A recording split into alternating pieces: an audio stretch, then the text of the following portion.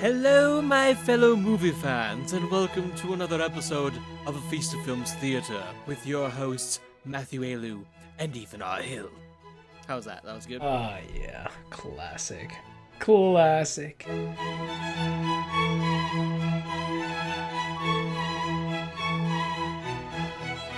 Hello, my fellow movie fans, and welcome to another episode of A Feast of Films. I am Ethan R. Hill, and with me, as always, is... Matt Ayalew. What's going on, my peeps? What's happening? Here we are again to talk about some good things to do with film, some important things to do with film. A little more important than normally our normal other conversations about rating movies. I don't know, man. The best movie of 2006 was a banging episode, dude. I don't even remember what I picked. It was so important that we totally forgot about it. It was so great that it wiped our memory. That was the problem. Yeah, just the problem. Completely just it's not like because neuralized me. It's not because 2006 was a weird year at all. No, I don't remember what came out. I don't either. I just watched Men in Black International though the other day. Oh, it's on my list. We were talking about Men in Black 3. What? A couple episodes ago? Yeah, I think so. Or whatever, and then because I only was thinking Men in Black 1, 2, and 3, and I totally forgot International was a thing till I saw it on Netflix last night. The night before. I just added it to my list. Yeah, I was like, oh, I'm gonna watch this, and it wasn't terrible, but it's definitely not. It's not the same, but it's not as good. It's definitely not as good. It's the writing is a little bit. Does it still feel like a Men in Black film though? Partially. Like as long as it has the vibe, I'll probably not hate it. Yeah, I didn't hate it, but it felt like Men in Black, but diet Men in Black. You know what I mean? It was just a little thin on the actual depth and surface. It was kind of very surface layer. So it wasn't terrible. R.I.P.D. kind of vibes. Because R.I.P.D. is just straight up a Men in Black film, but with ghosts. Yeah, pretty. Yeah, I would say probably R.I.P.D. that was funnier. I mean, R.I.P.D. was funny. I actually really liked R.I.P.D. Not as an actual film, but Jeff Bridges was super funny in that movie. I was like, this guy's killing me. She Billy goated me. Anyway, this is so off topic, but I just thought about it now, and I was like, this is a movie podcast. It seems like an appropriate time to bring this up. Well, and it's one that I wanted to watch, but I didn't feel compelled to see it. It's okay, yeah, this movie exists. Yeah, but it's good to watch on Netflix. Let's say that you won't waste your time. But don't expect anything like Men in Black 1, 3. It's still definitely below 2. It's probably the lower of the last of the 4 films, but it's not terrible either though. As long as I get some lulls out of it. Yeah, you might get a couple. Well, there's some funny moments, funny characters too. I get to get Chris Hemsworth and Tessa Thompson together, and they're always hilarious. Yeah, they do pretty good. Yeah, 100%. Anyway, yeah, you should check that out. So Matt, what are we talking about today? Because I'm passing the buck off to you this time. Today we're talking about diversity and inclusion in film, which is a really important topic to talk about and to discuss. Even though we don't have obviously the biggest audience, it's always a good thing to even whether you're an individual person, whether you have a big audience or a small audience, doesn't matter. These things are just important to talk about, just as far as our social, as how we communicate as people, and to just not even spread awareness, but just spread perspective and a little bit of understanding. And the reason I wanted to talk about this today, because I just want to start this off saying, I usually probably wouldn't always talk about, while I say it's important, a lot of the time, personally, I try to focus on what makes us the same as people, not what divides us or what makes us different. Just because a lot of the times I find that does cause a lot of conflict. I mean, there are moments you got to stand up for rights, and you got to stand up for safety, and you got to stand up for, people in different groups, making sure they get their rights and they're treated like human beings. That stuff is important. But I was actually on Twitter today, and I saw a post from Simu Liu, who's playing Shang-Chi in the upcoming Marvel film. He's also in Kim's Convenience. He plays Jung, the son. He's really great. that show, if you haven't watched Kim's Convenience, by the way, and I mean, it did get canceled. Like they just finished their final season airing. But I think most of them are on Netflix. It's super, like, it's such a good Canadian film or series. It's so good. Anyway, he put up a post today on Twitter, and it said name, or he was sharing a poll that someone did, and it was like name 3 prominent Asian American actors. And forgive me on the math because I don't exactly remember the math, but I can ballpark it. It was about like 75% said don't know. Like just straight up like we don't know 3 prominent Asian American actors. 75%, somewhere in there. Then you had 20% saying Jackie Chan. And you had the last 10% saying Bruce Lee. So there's literally 3. And people said either I don't know, Jackie Chan, or Bruce Lee. Jackie Chan, apparently, and this is again something I didn't know. I was educated today because I was like, I didn't know this. He's not Asian American. No, he's just he doesn't have like he's Chinese, and not that he was born in America. I just assumed at some point he'd gone an American citizenship. No, you just kind of assume those things, but he didn't, right? Like he's just straight Hong Kong, so he's automatically off the list. Same, I'm pretty sure with Bruce Lee. You know what I mean? And John Cho and Steven Yeun are the 2 that come to my mind. And I know there's more. And here's the thing that just got me today. Here's the thing that got me today. Because I sat down and I was thinking about it. Who are 3 prominent, like, Asian American, whether Canadian or, American actors that are, like, really prominent. That I know off the top of my head. And I was thinking of like, okay, Simu Liu. And then I was like, anyone else from Kim's Convenience? Oh, wait, I don't know their names. I never took the time to figure out, actually know their names. So I guess I can't even technically count them for myself. Then I was like, after that, I was like, I don't know a lot of them. I don't know a lot of Asian American actors off the top of my head. And I was thinking like Kelly Marie Tran, but I'm like, I'm not 100% sure she is, but I'm 98% sure she is. So I pretty much came up with 2. And that kind of opened the door to this conversation and thought process, because it was kind of an eye-opening experience for me. Because I always assumed, and while I always believed that diversity and inclusion in film is important, because Hollywood has had such an agenda of exclusion, right? Like people were intentionally, it was intentionally white people movies, white people film, blah blah, especially white males, right? Like let's be honest. 100%. Let's be honest here. The majority of white males, whether it's directed, written, starred in, that was kind of the precedent. A lot of times that was because that was who was writing. That's who was making the films. So they wrote them as their identifiers. Yeah, and that's exactly fine. But again, you get a very limited worldview. Yeah, and like and then they just didn't leave a lot of opportunity for other people to get involved and get in there, right?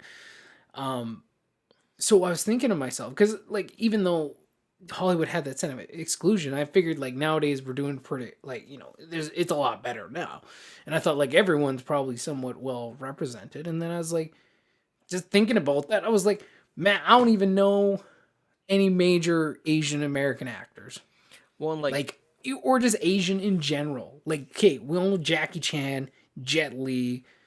Like there's a couple other guys that's like maybe I know their faces, but I don't 100% know their names.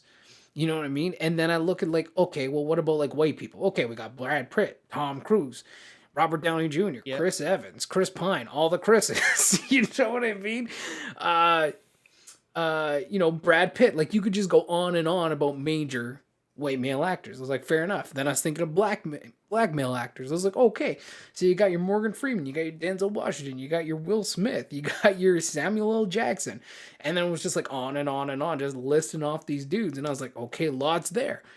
Then when it came to like Asian, Latin American, when it came to Asian, Latin American, when it came to prominent female actresses that like I know off like the top of my head that I'm like who have been, and not just like they've just been in films, but like they've been in films. You know what I mean? Like you got your Angelina Jolie kind of thing, but I'm like,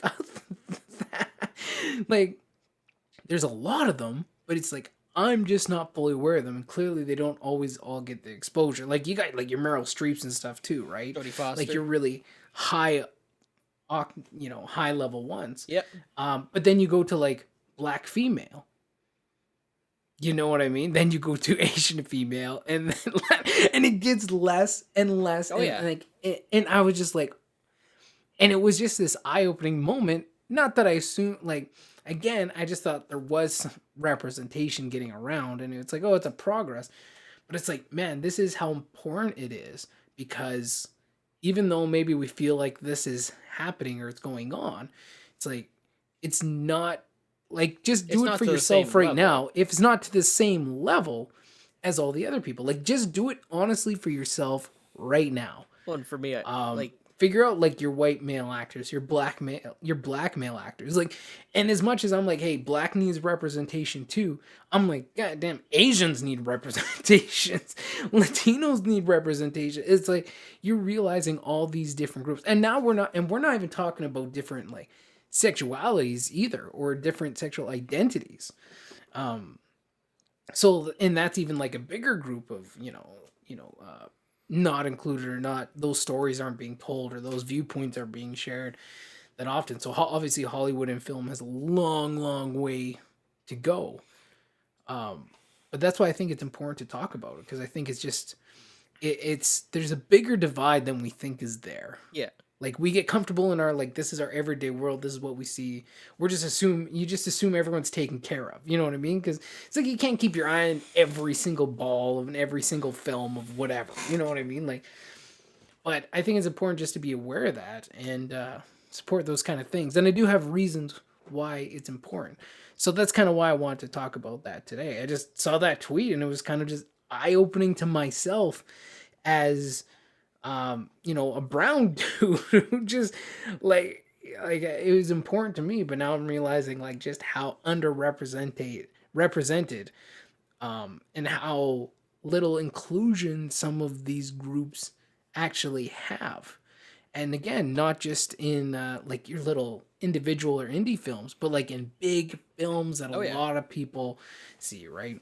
Well, like, and not just like the older Oscar Academy winner, major actresses and stuff, but again, like the list, even for like, again, white actress, like even that list isn't super huge, especially when you compare it to like the other two lists that are maybe a little larger, but then especially when you get into like Asian female and black female, it's like, oh, that list gets a lot smaller. Like, and this is just stuff, again, off the top of your head. Who are people you see all the time? Who are names that you know?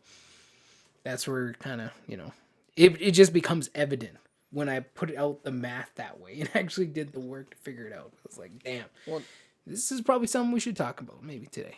For me, I could come up with 4, but it was 2 from like who are modern and 2 are from the 70s and 80s, and that would be like, you got Victor Wong and Pat Morita, they played the old Asian mentors in the old 80s films. Yeah. And then you have Steven Yeun and John Cho. And that's really, and I love like all of those actors, the ones that I just listed, they're amazing actors. And I want John Cho in like as many things as possible, because he's actually like one of my tops, and I think I've talked about this before. I love him as an actor. He's amazing, and he's got such a good range from comedy to absolutely heart-wrenching seriousness, and I love him to death. And Steven Yeun's voicing Invincible, actually, to bring it back to last week. He is. Yeah, exactly. Another one. Yeah. But like the fact that, again, it's not like sorry, I'll let you finish. The fact again that I could only come up with 4 is still a problem. Yeah, like it's not like these guys. It's not that they don't exist. It's not that they're in films, but it's like, how many do you know off the top of your head? Like, how many do we see enough that they become actually known to you? When I think as performers, I feel like a lot of that comes down to like the built-in, like, again, it's going to reflect reality, and it's going to reflect the negative side of the Hollywood industry. And I think that's also a bit part of the problem, is that we also relate what we see in Hollywood is to what the real world is. Mm. And I feel like that is very problematic, and there's not enough people who can separate what we see on the Hollywood big screen for inclusion or exclusion even. It does not equate to the same thing that's happening in the real world. The problem is, because of the built-in racism, sexism from over the years, a lot more white male voices have been elevated, so they've been able to tell those stories. And that's why we see a lot more of that very skewed number, because they've been given more opportunity because of that flawed system. Well, and because of the way it was, but that's just history too, right? Exactly. Like, and I'm not saying we need to fix and change history.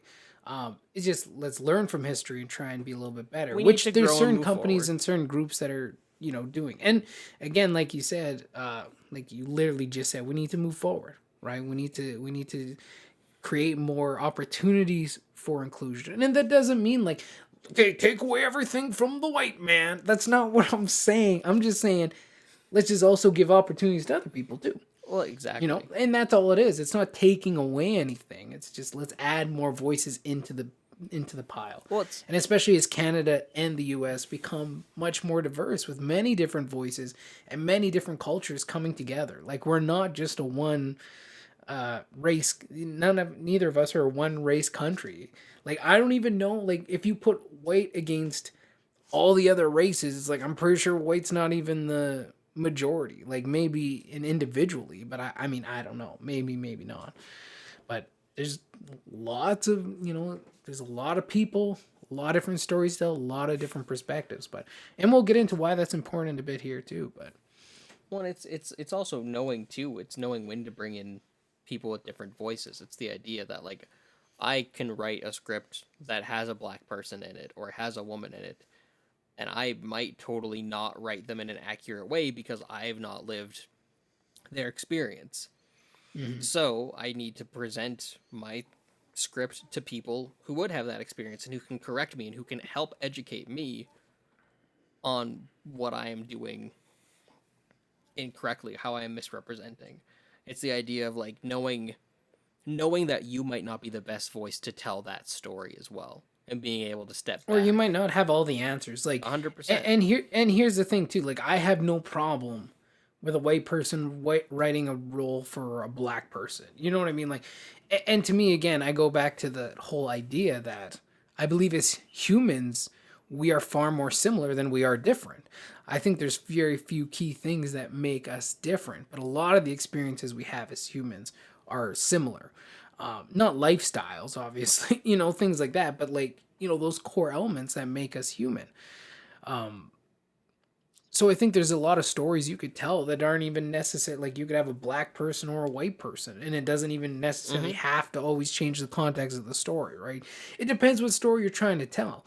Now, should a white person tell a story about, a slave man and, down in Louisiana back in the day, and, like, try and really dig into that? Like, maybe not. Like, if they do all their research and they put their best foot forward, then honestly, I probably wouldn't have an issue with it. That's just me personally. I know a lot of people think differently.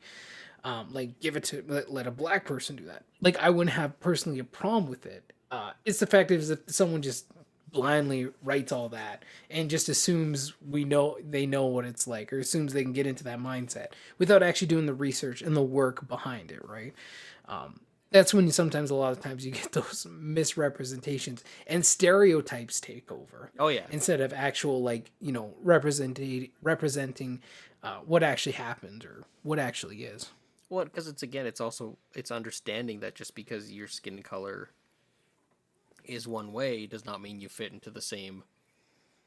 Again, you said stereotypes. Like, you are not like every other person of color out there. Exactly. Yeah. Right. Like, and I mean, like, I'm like every white guy out there. I know that. I like my pumpkin spice lattes. I I am. Dude, I like pumpkin spice lattes. Mayonnaise is spicy to me. Like, it's mayonnaise is spicy. But it's one of those things of, like, it's also realizing that every person out there is an individual. It's my mom, before she retired, she actually used to, like, teach her kids about that stuff with Smarties. give them all Smarties and be like, see how they're all different colors on the outside, but you open them up, you bite inside of them, and they're all chocolate. They're all the same. Yeah. They're and like at the core, we have our cultural differences. We have differences that we grew up with, even from like it's a different comparison, but I think you might understand. Like I think you'll get what I'm trying to get at. Is like even family to family. Like I've had my family traditions, and I go to another family who looks similar to me. We have very different ways of how we operate, and that's just the thing of like that comes down to a cultural place, and culture can be anything from your race to your religion to your gender, your Race to sexuality, religion to beliefs, experiences, and like to your family. Like, and it's the idea of yeah. And I think at the end of the day, it's an understanding that you're going to be different culturally, and it's the understanding and acceptance of each other, and just respect and love out of that. It's understanding and accepting that people can be different, and that is okay. Yeah. Like that's And like people, yeah, and like you said, everyone's an individual. Before we get into like my whole thing about like why I think it's important, I'm just curious, like why do you think like diversity and inclusion in film is important? well, for me, it comes down to a few different things. One of them is definitely about people seeing that representation, because like again, it's different, but it's I can make similarities, but it's a very different thing. I know how excited I ever got when I saw movie characters, especially main characters, who wore glasses. I've had glasses my entire life. It's something I can't change about myself. I can get contacts, but they're expensive, and I couldn't for the longest time growing up. So glasses were a part of who I was, and I could not change that. So if I saw a character with glasses, I identified with them. And I said, cool, they're like me. It's with anybody who has something that is different. It's the idea that it's seeing that representation, being able to see a character and relate to that character and say, "Hey, they're like me." Cuz that doesn't happen a lot. And like growing up for me, like I didn't think about it too much cuz like there were characters like Wonder Woman I looked up to quite a bit. We've talked about Jon Stewart Green Lantern. Of course, I love Jon Stewart Green Lantern. I thought he was a Yeah. great character to look up to. But there was something always special when I saw a character with glasses and said, "Hey, that's like me." And I can imagine it is probably more important for people of color to see that, or for people with different sexualities or genders to see that too, right? Like it's one of those things of it's I can't equate not being able to see to that kind of thing, but I think you know what I mean. Right. Like, and I think at the end of the day too, it's also like important because especially if you're just talking from a movie making standpoint, to only look at white people for your talent, you're cutting out a huge group of incredibly talented people. Right. Yeah. And like for me, when I write stuff, I try not to write characters in a specific race. A lot of times I'll try to avoid gender too. Like I'll end up picking one eventually, but that's because I need to say he or she. Because if I just have a series of theys, like a complete script of only theys, that can get really confusing. And I do like to have some parameters within my script.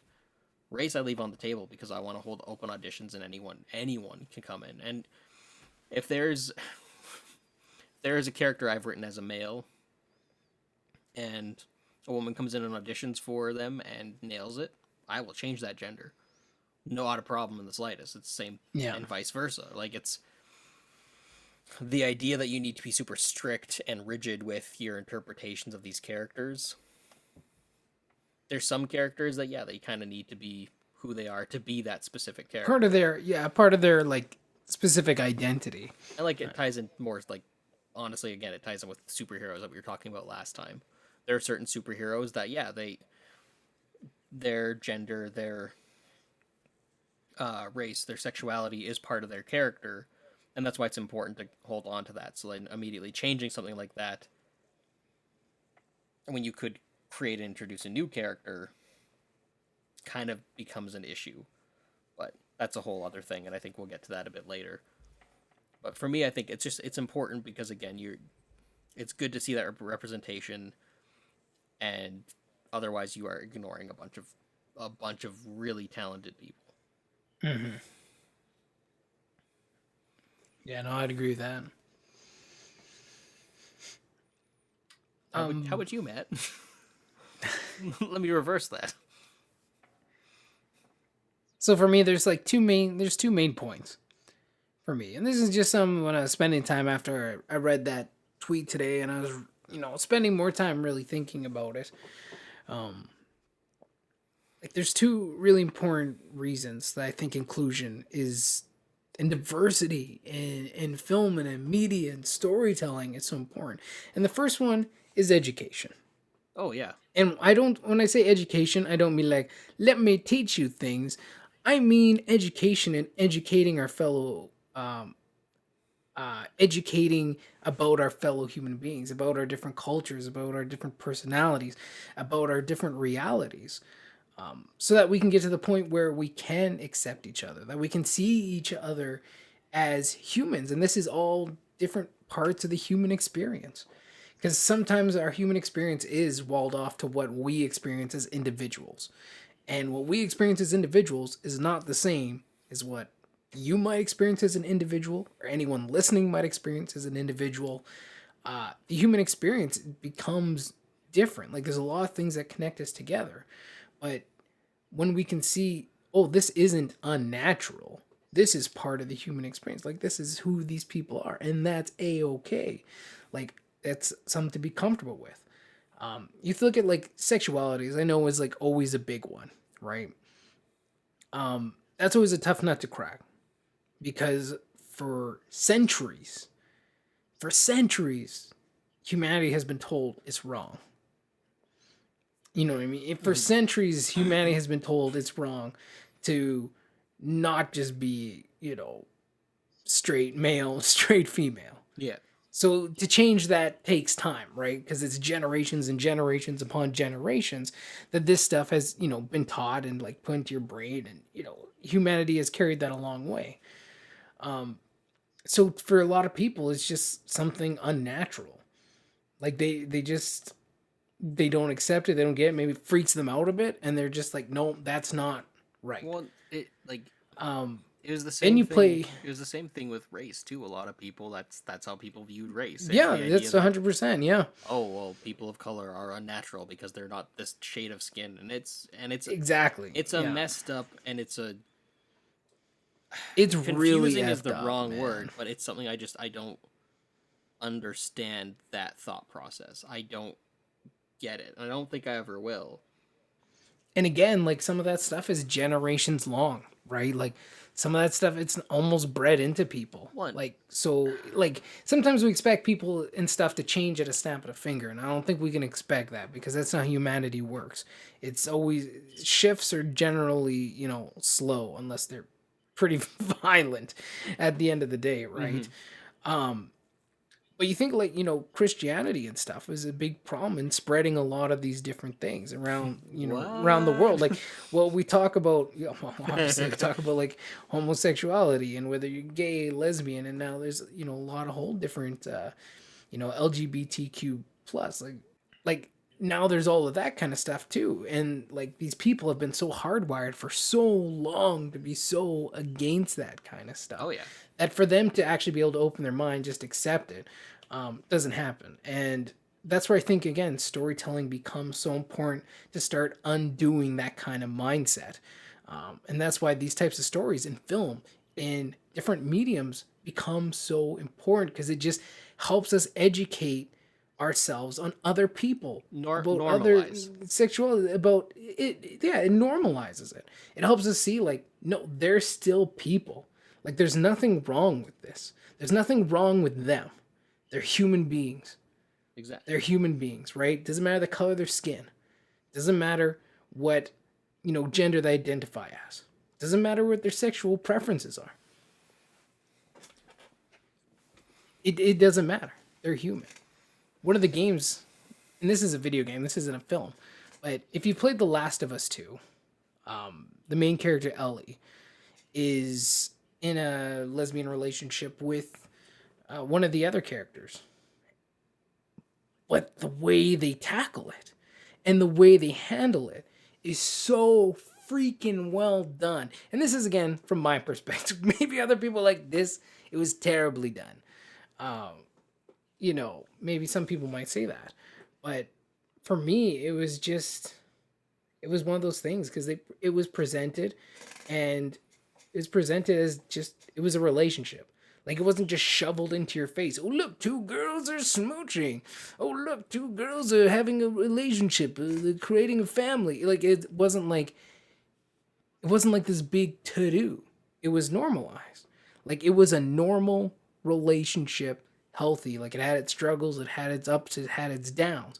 But it was just this natural relationship. And it was just like, yes, these are the types of things people need to see. Well, these are the types of things people need to experience. I think you can tell, again, when a property knows how to handle and write. It's knowing how to write different characters. Yeah. And unfortunately, for years, especially when you have, again, the white straight males writing these characters, they feel like they need to remind you about they need to remind you constantly, like every line, about what makes them different. It's like, I understand the, need to inform people about if a character, like, you want to even just take it to like a more a more simplistic place too, is like, well, how can this character handle guns so well? Well, we need to explain their entire backstory in this entire sentence about how they used to be ex-military and now they don't do that anymore. And it's the same, and it's really clunky, and it rarely ever works. It always feels off. And it's the same thing when, specifically with sexuality, where they consistently, as opposed to just writing a normal relationship, because that's what it is at the end of the day. That's exactly no what matter who you are with, you are just in a relationship. It is a loving relationship between two people. And that's what in this kind of one of the things I say, like, we're all the same as humans. Like, we have slight differences on the outside, but like, my relationship with my wife is no different than anyone else's relationship with whoever they have a relationship with. Like, maybe the little details and the insiders and the different jokes that we share and whatever. But it comes to being human, like having that connection, having that relationship, showing love. Like, that's what it is. And I think Neil Druckmann actually wrote too. So he is a white dude, but like, they came at it from an angle and presented it as in the best way possible that I thought they could have done it. There's a lot of people who really didn't like it, and you can understand because there's a lot of people who aren't ready for that kind of stuff yet, especially in the video games sphere. I think maybe that's being a little bit, too wide in saying that, but there was a lot of people who didn't like it, and they said it was just in your face, and I'm like, I just found it completely the opposite. I just saw two characters who loved each other, two people who loved each other at the end of the day. And again, and a lot of it comes. Go ahead. A lot of it comes down to the writing, and it comes down to it just genuinely if something feels clunky or not. That's clunky or forced, right? Like, sometimes things they just force it, just to force it. And you can tell that's when, again, they're doing it for the sake of trying to get points and trying to sell things, and that I have a problem with, because that really it degrades. That hurts things, I think, more than actually helps. Well, again, it degrades people to being products, and I have a huge problem with that. It's I could rant on and on about rainbow capitalism. I think that is a practice that a lot of businesses are doing in order to get profits, and I feel like I don't agree with that. I know a lot of people who I talk to from groups that are affected by that also have problems with it. Representation is what they want. Again, it's the idea of being accepted and normalized. Being profited on as a product is not what they want. It's not what anyone wants. Well, it's not what 100%. It's, dude, like, as a white straight guy, I don't want to be profited on because of my white straightness. Like, that's like, but it's, guess what? Yeah. That's something I'm never gonna have to worry about because it has been so normalized to be a white straight guy. I'm never going to have to worry. It's like, well, are they hiring me because I'm white and straight? Like, no. That's never going to be a thing that crosses anyone's mind. Because it's been so normalized. Like, and that's what everybody just wants. They want to be accepted for who they are at the end of the day. They want 100%. like they want you to be able to look at them and not like when I look at you, I don't sit there and go like, and there's Matt, my black friend. Like no, I'm like, oh hey Matt, how's it going? I've known you for 10 years. Well, and that's exactly it, man. That's what it comes down to. It's just recognizing that we are people, that we just want to be accepted, and that we all love, that we all care, that we all have feelings, we all have emotions, and no matter what we look like, no matter our different, sexualities or identities. So many people just want to be accepted and loved for who they are. At the very, and that's simplifying it, I think, even too, right? But like, forgive me for saying it, but at a very, again, simplistic level, people just want to be accepted and loved. And that's one of the reasons why that inclusion is so important. One of the reasons why it's so important to get these faces out there, to make it normalized, to have these stories for that people can recognize and see these different cultures and these different groups of people and be able to see them as people, but see them as I saw, Ellie in that game. And it was just, these are just two people who love each other, who care about each other. That's what was projected, that what was shown, and that to me was just so clear as day. And in a world where there's so much hate for what's different, right? There's so much hate, there's so much friction. It's like, and especially the Asian community right now, it's rough. It's really rough for them. Especially with, with COVID and stuff like that too, right? You hear so many just stories like people just getting punched in the face for no reason, walking down the street just simply because they're Asian. Just get punched in the face. Like, real cool, guys. Real cool. But that's, people need to stop seeing these differences or seeing these invaders or monsters or whatever people see each other as. Demons or evil or unpure. It's just see them as people. It's that, and that's what I feel like one of the important parts of inclusion is that education, is getting people to that point where it's acceptance. And story is the best way to do that. Because story isn't trying to fight, it's not beating you over the head. Story done properly it's like honey, right? Like you can capture more wasps with honey than vinegar, or flies, bees, or ants, or flies. Yeah. Maybe it's flies. Some kind of flying insect, right? And storytelling is honey, because we just connect with stories and they draw us in, and it just gives us a grander understanding of the human experience and the human race. So that's one of the reasons specifically for me that I was thinking about today. That I was like, yeah, and I think it's this is important. It's really important. It's again important to see the differences within people and see the differences.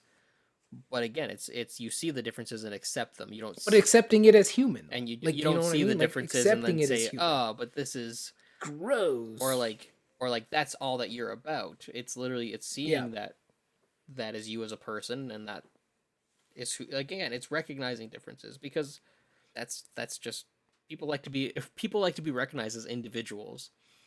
We don't like to be recognized as a big group. Yeah. It's again, it's that individualness. That's what's important to a lot of people. Yeah. Second point for me is the kids, man. It's the kids. And this one kind of just really hit me today. Going back to my own childhood. Honestly, like a lot of my friends say, it's like you're like the whitest black guy ever. Cause it's like, honestly, I'm gonna be brown, but I didn't live in I was privileged. Let's say that I was just privileged as much as any other white person who is privileged. That they say. Well, you grew up in a predominantly white community, right? Well, I did. So I grew up in a white community, white family, but none of that stuff mattered. You know what I mean? Like back in the early 90s when I was growing up and into the early 2000s, none of that stuff mattered, man. Like growing up was awesome. Like I just had my family, and even though like me and my brother were the two brown kids, like that wasn't a deal. Like it just, family is family, right?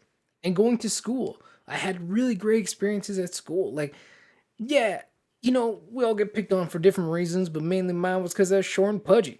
Like, it wasn't because I was black or half black. In fact, like, anytime that came up, it was always more of a positive. Like, being different was a positive experience for me. Um, and even like in my friends group, like, Ethan, and we had a whole group of friends. They were all white, but it wasn't like, look, my group of white friends. They were never look, Matt, the black guy. Like, it was just, we just, you were you, Nicole was Nicole, Ben was Ben, and everyone was just, Joey was Joey. Like, everyone was just everybody. Like, we just were. And then the only time I think race ever came up is usually when I was joking about it. Like, it was a fun thing to like play with. But now when I think about it, it's like, it's great that I could joke about it for myself. Like, it's great that I could have fun with it, have a good time. But then I also realized I had a super supportive family. I had a really great structure. My race wasn't holding me back. Like, I lived a privileged life, and then I just thought, like, man, while those stereotypes were funny to me, there's a lot of black kids somewhere where those stereotypes were not funny. There's a lot of kids where those stereotypes were all that they thought they could be. That was the potential of their life. And like, that just kind of, like, it shows just to me, um like, how good my life has been. And that's really why it's so important to have inclusion in films, not even just for the adult and the understanding, the education, the acceptance of one another, but for children to have something to look up to, something to hope towards, a role model to show them that they don't have to just be the negative things in their life, that they can achieve more than that. And not just the characters that these people portray, but just their achievements in their life, all that they've accomplished, all that they've done can inspire these kids to be something more, to be something better. Um, it's kind of like what you said when you said in a film, when you saw someone with glasses, you're like, oh, I recognize that person's like me. And that was the same thing for me when I was watching movies. Like, if there's a black dude, he was automatically my favorite character, even though in horror movies he died instantly, like first one to die or get eaten. It was always my favorite character. I was like, damn, man, that sucks. And it's like, it's not like I didn't like white characters, but if there's a black character, he was just automatically my favorite character, just because that's who, like, you recognize with, like, you identify with, you see that and you're like, oh, that's a piece of me. And um like, Will Smith was like so big in the 90s, right? Like, he was coming up, he had like Men in Black and like Wild Wild West. Wild West was dope, man. And such like all his music, like Will Smith, like, it was so funny, man. That movie was so funny. But Will Smith, like, for me personally, like, as an actor, as a performer, not just his characters, but just him himself, it's like, that's a huge inspiration for me. Like, that is part of my own creative journey, part of my own like push forward, and what I want to become, and something that you could see yourself in. And that's why these things are so damn important today, man. Like, that's why it's so important today, to get these different people on the screen, man. So like another group that's super obviously not not a lot of people in it is obviously like the native population, right? Like, how many shows like, is there really strong native actors being in there? And like, I just think, like, man, if you could get those people on the screen, if these kids could see their cultures and see, what their own people have achieved, I think it just gives people hope, man. And again, like, I think the biggest thing, and this is my biggest push, would be for inclusion, and to tell these stories. It's honestly for the kids, man. Like, and I think it'll be so cool to see these freaking, you got like and this is where superhero movies have been doing actually pretty good job, especially more recently, and they're doing better and better as they go. With inclusion and with showing kids like, hey, here's a superhero that looks like you. Like, sure, everyone wants to be Iron Man. You can imagine Iron Man or Spider Man, but here's one that specifically looks like you. Miles Right? Morales, Like, there's man. gonna be a lot of Asian kids who are just gonna be hyped to go see Shang-Chi. You know what I mean? Because this is a hero that looks like them. It's like, man, this is stuff we can do. Like, and again, I just feel for the Asian community right now because man, I spend too much time on Facebook and Twitter to be honest. But like, I just see so much like hate in that direction. And I think of like the hate that Kelly Marie Tran just got for being Asian in The Last Jedi, right? Like there are these groups that are going to hate people for that just because they are what they are. But man, we can't let that stop. We got to get people out there. We got to have that inclusion. We got to be able to and again, it's not taken away from anyone, but it's helping inspire others. It's just showing more than just white kids that you can be something more if you want to be, that there's hope for that. I think Black Panther was so incredibly powerful for that, reason, especially in America, right? Again, how many of those kids ever saw Black King? Like, think about it. Black royalty. How much do you think that meant to a lot of these kids, man? Like, exactly. I think about it and I do get a bit emotional because I think like, yeah, man, I lived a good life, and like I'm very blessed for that. Like I've been super blessed in my life, and like it just sucks that we as humans treat each other so bad for silly reasons too. Like for stupid reasons. Like we haven't learned over the thousands and thousands and thousands and thousands and thousands of years that we've been around to be better. Like we're getting there. But yeah, like I think this is such an important topic. I think it's such an important thing to bring in.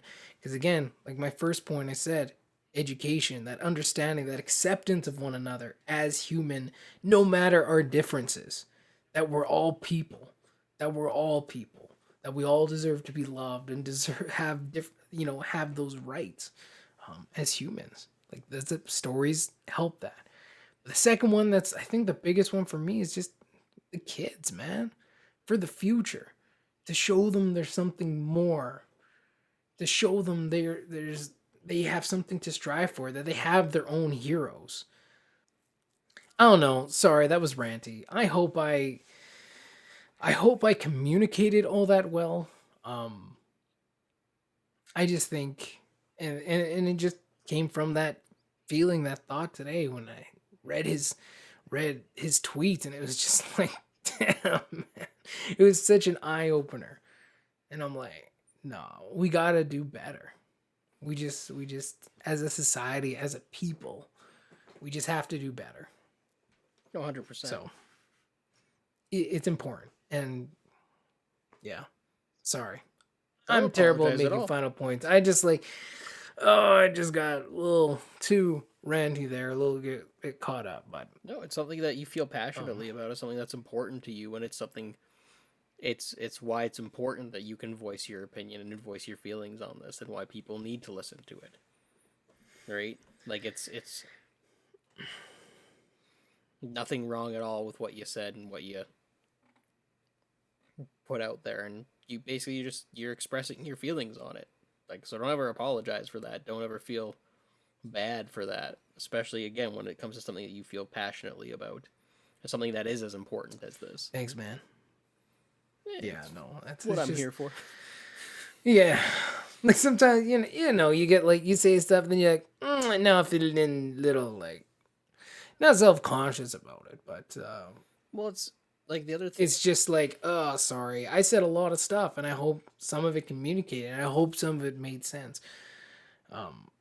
You try to sum up your points as best, like for the kids, man. Like that's the best way I can put it. Like for the kids. Well, like to me, I think I agree with you. Let them see themselves.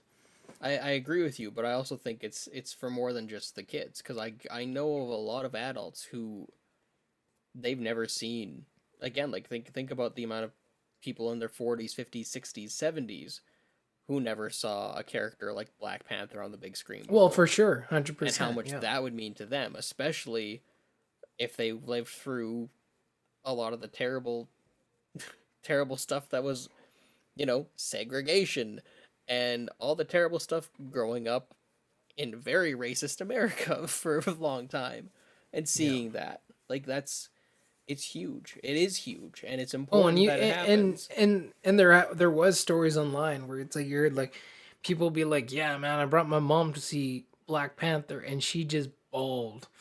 Because again, it was black, it was African culture, it was their culture, um, like before America, right? Like it was African culture and it was African royalty. Like Yeah. royalty, man. You think about that because it's like, yeah, when you think of royalty, you think a bunch of white people. Whether you're thinking of before the revolutionary times or even now, like it's just mainly a bunch of white people. Yep. So for like, yeah, them to see African Americans as royalty was so, I think it's just significant. And even for myself, right? Like I just thought that was such a powerful film.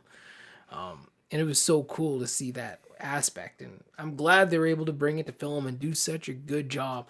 And that's why I'm very confident also in Shang-Chi as well, that they're not just gonna like fall into different stereotypes, but they're gonna do a great job actually, showing me some of the culture and the mythology. I don't know what it's about like fully, but I'm confident in their ability to do a good job with it. I can't believe I forgot about Randall Park. Oh yeah, man, Randall Jimmy Park. Jimmy Woo. Yeah, exactly. How do you Uh, forget about that? He's actually a built big in one right now too. He's a built in big name right now. racism. That's how we prove it. Yeah. Matt, we answered that at the beginning of this whole thing. It's that built-in racism. That's why. But also, like, on top of it too, though, if anyone asks you to list most things, you're gonna freeze up right away.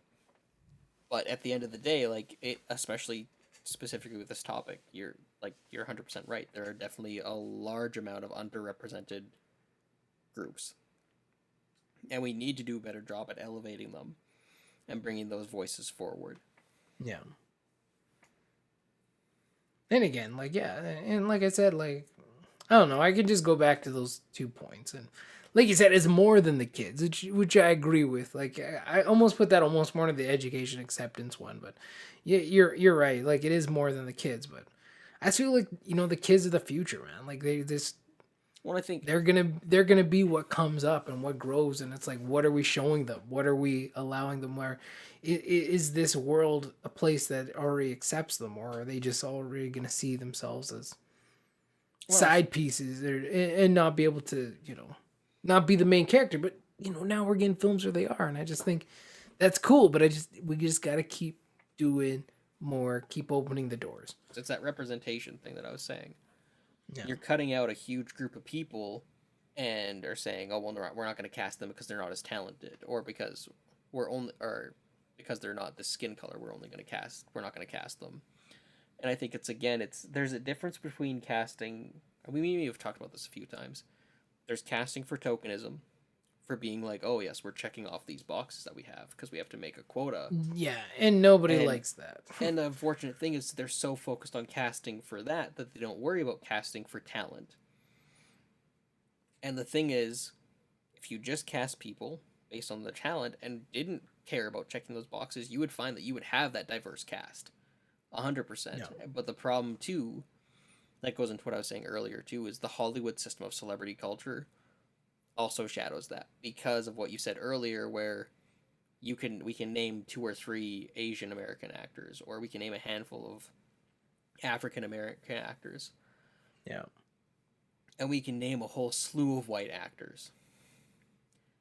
And that's where the problem lies. It's the idea again that we're so focused that on pulling from a certain group of people for the main talent, that a lot of films and a lot of people feel like they can just slap any person of color in, not based on talent, just any person of color, and that's good enough because we have that representation.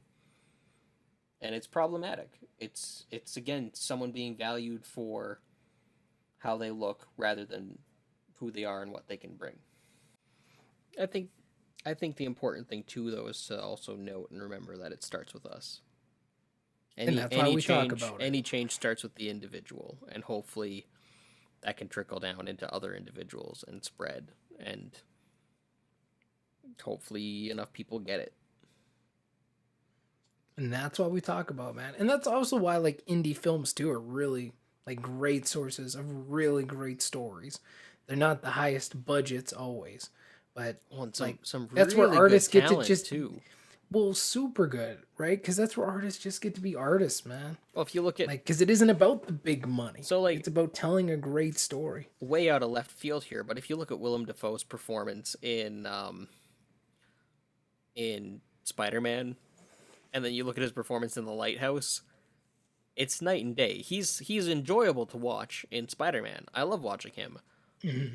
But his acting in The Lighthouse, or even in Boondock Saints, is insane. Boondock Saints, which was pretty much like its own little indie film too. Yeah. And his acting is so... I would say his acting is a lot better in those smaller independent films, and that's because they get to actually be bigger. They get to do what they want. They get to flex their muscles. They get to do the weird stuff, as opposed to, again, cookie cutter. Like, it's... I don't know, man. It's just... I get frustrated by all this. Like, it's just one of those things of, like, you think we'd know better by now. Well, and that's what I'm saying, man. Like, I just, like, it just blows my mind where it's like, we just can't treat people decent. Like, it's not, like, forget, like, everything else. It's like, we just can't even treat people decent. And that's just because of stupid things, man. Skin color. And like I said, like, my life growing up was great, and like I wish every other kid who had to deal with that kind of crap could live in that kind of life. Like, I seriously do, because it wasn't we were all just friends, man. That's what was important. That's what mattered. We just accepted each other for who we are, differences and all, like weird opinions and all, like different talents and different skill sets, and we're just buds. We're all just friends. And at the end of the day, it's kind of like what you said, right? Like, change starts with us. That's what we're talking about today. That's why you need to keep talking about it. Whatever you feel passionate about, whatever stories you think need to be told, talk about it. Keep spreading the message. Like, it starts with us at the bottom. It only works its way up to the top. When we support films and stories that have different and more open representation, it's a signal to everyone else that people will come and see these films. Well, people will come and see these films, and once that signal gets it, like, you'll start seeing more of it. And those times will come. I'm confident that they will come. They will come. We'll start seeing a lot more films with a lot more diversity, because people will want it. People will go to it. And I think just in entertainment, whether it's video games, whether it's in books, whether it's in TV shows, cartoons, whether it's in films, like, having those diverse voices is so, so important. And just keep talking about it, keep pushing for it. And like, you know, not hatefully, but let's let our voices also be heard too. For the kids, man. For the future. For the education of the human race. One day we'll get back to that 90s diversity, and everything will be great again. Well, at least we're like, and that's what I'm saying. Like, that's just where I lived, right? But it's like everywhere else wasn't here. You know, everywhere else wasn't my life. It's like all people still had to deal with all that other stuff. If you look at a lot of media growing up in the 90s, like, things were diverse. They were. There was a lot more, yeah. And no one really noticed. Yeah. And then something happened, and suddenly everyone who was slightly darker skin color was the enemy. Like, I'm not saying racism was gone. It was not gone at all, by any means. But when you look at Hollywood and how they represented stuff, wow, specific again, like it's. And let's be honest, the last like 4 or 5 years have been great for the human race, as far as racism and stuff goes, right? Yeah, North America needs to settle down a bit. It hasn't been chill. overly great, but you know, I'm still optimistic. Can we just? I really, really am. I'll just say it bluntly. Can we just make Nazis illegal? Like, is that just a thing we can do, please? Yeah, that feels like the right thing to do. That feels almost common sense. Like, how is that not a thing already? We fought a war against them. It was a specific political ideology, which was is incredibly negative. Yeah. It's not about freedom of speech. That's literally protecting lives.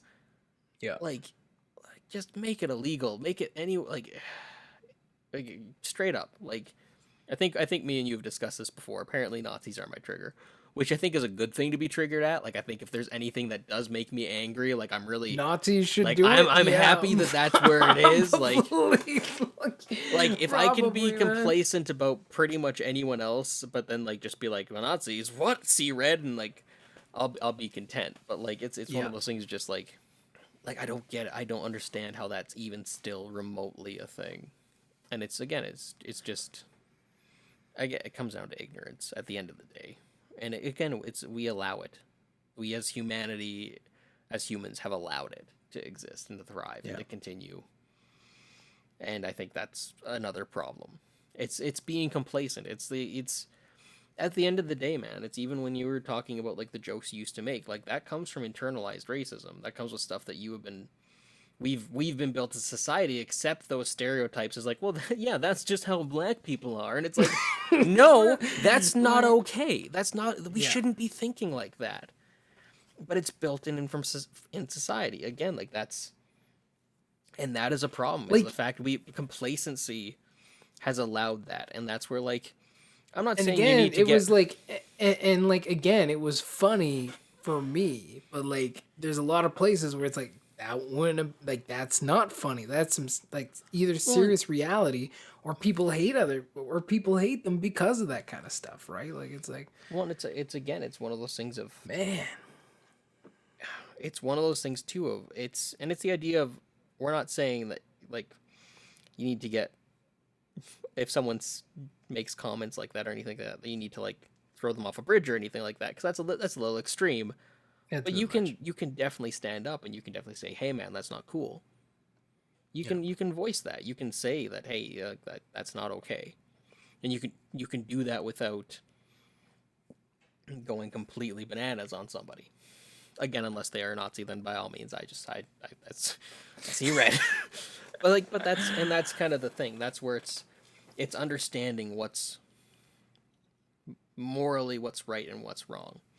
And realizing what stuff is harmful and hurtful, and what stuff, it's literally just compassion and understanding people's feelings. Have some empathy and sympathy, and just care, and again realize like, yes, you are, Matt, you are different than I am, but that's great, and that's awesome. And at the end of the day, that's what makes the world interesting in the first place, man.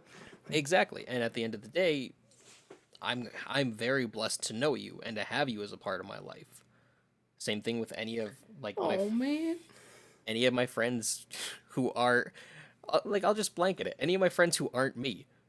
I wouldn't even say that I'm my own friend, but like any of my friends who aren't me, I am incredibly blessed to have them in my life, because again, they add a different perspective. They add a different outlook. Yeah. Like, regardless of what their background is, what their beliefs are. I've connected more with people who share very different or non-religious beliefs, like that we have very different outlooks on lives, than I have with people who share my religious beliefs. Like it's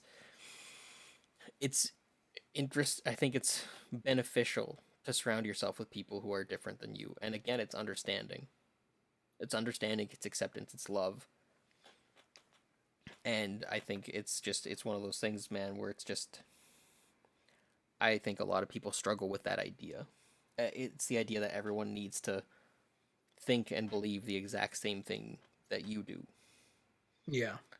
And I disagree with that until we start getting into talking about, like, if you have hateful views, if you start looking at somebody with disgust because of them being different than you, that is when it becomes a problem. I agree. But I think we can still love and accept each other for who we are and for our differences. And I think again, like, I don't know, man. I'm just an optimistic dude, I guess. I just think at some point we'll get there. And Maybe not in our like, lifetime, but well, I think there's a lot of, even in the generations that are coming up right now, yep. right? Like the small kids, it's like there's a lot of good things that are happening. There's a lot of good things that they're seeing, and um like whether it's in politics, whether it's in climate change and stuff like that, and pushing society forward even in a technological view. Like, and I don't want to get into like all that type of stuff because I have like my own views points on those, and or the other. We'll be here for another 2 hours. But yeah, no doubt. Like, and that's not we were talking about films, but again, like, and this is why I'm saying like it's so important for the kids because again, it's that, and I really did focus on like seeing the best in themselves, right? Like, I think that is a really important part of it. But again, the other part is to being able to see other cultures and other people and already accept them as children.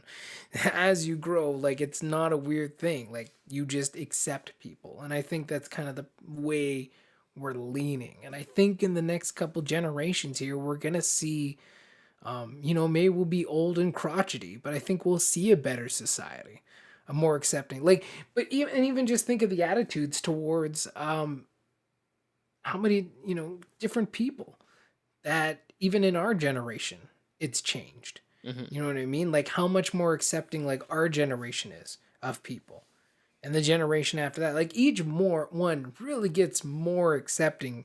There's the odd standouts, there's the odd people here and there who do not, whether it's from their like the way they were brought up and raised at home. um but a lot of that stuff is old thinking, man. And someday it is going to be gone. Someday we're going to have people running Hollywood who are like, it don't matter. We'll cast you. We'll tell that story. I'm sure a lot of it's still going to run on money, but people will show up to see the films. You know, showing diversity isn't going to be a risk. And that's the problem right now with the Hollywood system, right? Like diversity is a risk. Who's going to actually show up to it? And one day that won't be the case. But again, it just keeps, it's about us as the generation today in our 30s, and as we continue to get older, to keep talking about these things, to keep showing acceptance, to keep showing love, to keep showing inclusion into our films, into our projects, into our stories, so that we can continue to teach and show the kids of the future that are coming up that, like, yeah, you don't have to hate somebody because they're not like you. It's okay that they're not like you. Accept them, love them, treat them with respect, and just enjoy being with them, because generally I think people for the most part are pretty awesome. Like, people for the most part, when you get to know them and you get to enjoy their company and you get to crack a beard together, it don't matter your religion, doesn't matter sexuality, doesn't matter the color of your skin. You're having a good beer with someone like that. That's it, man. Yeah, Like, but yeah, when Matt, you can spend time and bond with them, like, that's, people in general are pretty great. I feel like you made a pretty gross assumption there and just kind of assumed that beer is good. And I think that we can't be friends anymore because of that. Well, just crack, just crack any kind of drink there you want. But Look, that's the again, biggest lie we all need to just get over is that beer is not good. We just need to accept the fact that beer is what I terrible. like beer. Matt, that's because you have no taste. Oh, we're back to this again. Matt, that's because I can't go a podcast without telling you have no taste. I also like wine and stuff. Wine's really good. See, too. there you go. There you go. I don't Wine's like good. wine, but that's because I ruined alcohol for myself. But that's just me. Um, but yeah, like I know I feel like we got way off topic and talked about a couple things. I think we talked about really important things though. Maybe, yeah. I don't disagree. I think it was important things. I just hope if you're still with us, our points made sense. Hopefully, I wasn't too rambly, or hopefully we weren't too rambling. We didn't confuse anyone. We just, I think both Ethan and I agree. Inclusion and having diversity in our films, in our stories, in our entertainment is so important. And we covered a lot of various reasons. So don't stop talking about it. Don't stop pushing for it. Continue to promote that kind of stuff. And just Eventually, it will be normalized. Eventually, everything will be normal. It won't be, again, it won't be a risk to have diversity, inclusion in our films. And we'll get to hear more stories and see different perspectives. And it's just going to be, we're just going to have a fuller human experience in the end. So.